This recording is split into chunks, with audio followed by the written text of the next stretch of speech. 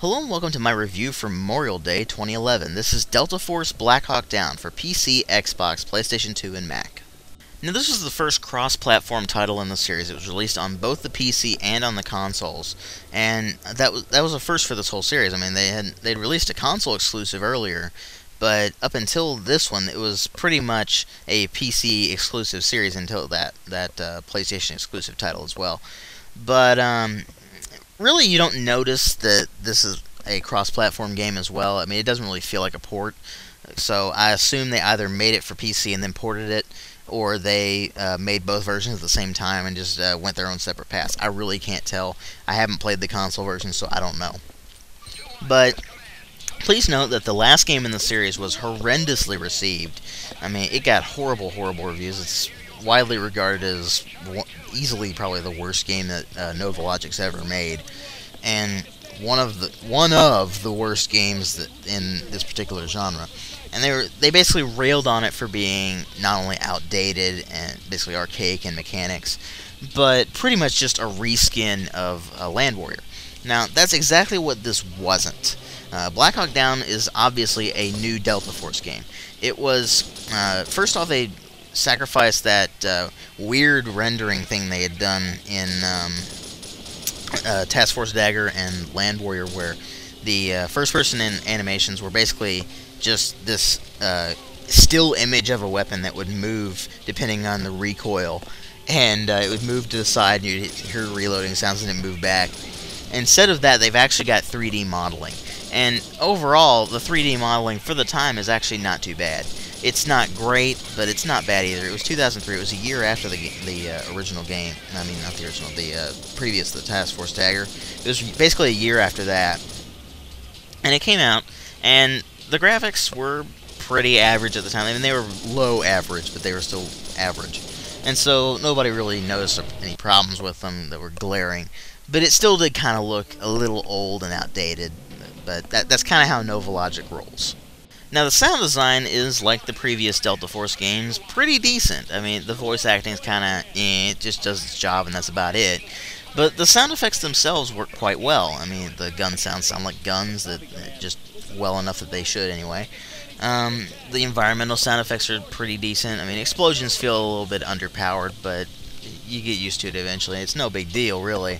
It's kind of disappointing when you, say, toss a grenade or blow up a truck or something. It's just kind of like, boom. Whatever. And the music is pretty much there. It's in the menus, and that's pretty much all you notice, because during the game, the sound effects themselves take up more noise than the music does. But it's all fitting with the theme of Black Hawk Down. It's that kind of Middle Eastern / African sound to it. It's that lots of the just that music that you really associate with Arabia and that sort of thing. So it actually does lend to the atmosphere quite well, and I was kind of surprised by that, because the previous Delta Force games really didn't put any emphasis on the music at all. Now, there really isn't much of a story. It's like the previous Delta Force games. It's a bunch of missions that are kind of connected together loosely through campaign.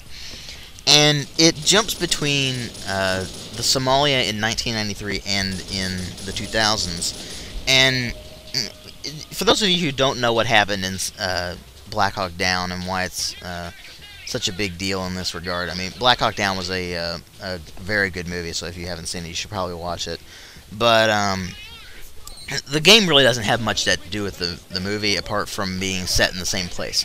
Basically, the U.S. went into Somalia I can't remember exactly the reason why, but it was in 1993. And eventually, the Somalian rebels shot down a Black Hawk helicopter, and that was this huge ordeal, and it really brought into question, why were we over there? Well, you know, that whole kind of ordeal. And the game takes place during those events, and it takes place later on, basically continuing the mission and that sort of thing in 2003, I believe. But it's basically your basic Delta Force game. I mean, you go in a bunch of missions that are loosely connected to each other. They have varied objectives. You choose your gear like you could in the originals. I mean, it really hasn't changed all that much. I mean, You still rescue hostages, find intel, blow stuff up. I mean, all sorts of different things. It's still got the pretty much one-hit kills. It's basically 1 to 2 hit kills now. And one thing they did that was actually pretty welcome, at least from my perspective, is they threw in iron sights.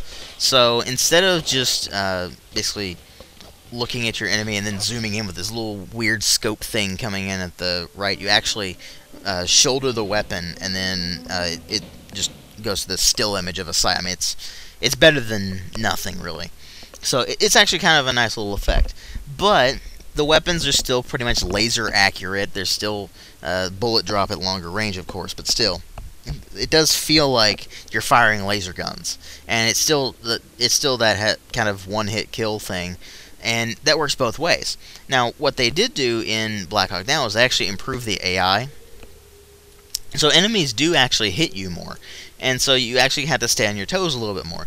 Now, granted, it's nowhere near as much as more modern games, or even games of the time where you actually really had to pay attention to what you were doing. I mean, you can still kind of haphazardly go in and have pretty much no difficulty whatsoever, but you still kind of have to pay more attention to what you're doing in this one than you do in the other Delta Force games. But really, the same problems with previous Delta Force games persist. It does get very stale very quickly, and it doesn't feel like you're working towards anything. It's just kind of like, another mission, whatever. And gear selection is like the original Delta Force, quite limited, especially because for some odd reason, even in the 2003 missions, you actually are using equipment that is from the early 90s, and it doesn't make a lot of sense to me. I mean, like, you're using the CAR-15. That hasn't been used since the 90s. And, I mean, actually, it hadn't even been used since the, basically the late 80s. They phased it out with the M4 carbine. But, I mean, why you don't get an M4 carbine, I don't know. I mean, you get an M16, you get the CAR-15, which is basically just the previous version of the M4. You get the M16, and you get grenade launcher variants for both of them. You get the M21 sniper rifle, the, I believe M40 sniper rifle as well, and the Barrett, I think, as well. But, I mean, the gear selection is still pretty limited. I mean, you got 2 machine guns, you got the MP5, and that's pretty much it. I mean, you got 2 pistols. So, your gear selection is still very limited. The mission variety doesn't really help it feel non-stale. It's just, it's a serviceable military shooter. I mean, it's decent for what it is, but it doesn't really rise above the just kind of average to mediocre line. So overall, is Delta Force Black Hawk Down worth playing? I guess if you're a fan of the series, sure. But is it a great game? Definitely not. Is it a good game? Pretty good. I mean, it's not bad, it's not great, it's just kind of somewhere in the middle category. So overall, I do give it a 3 out of 5, and thanks for watching.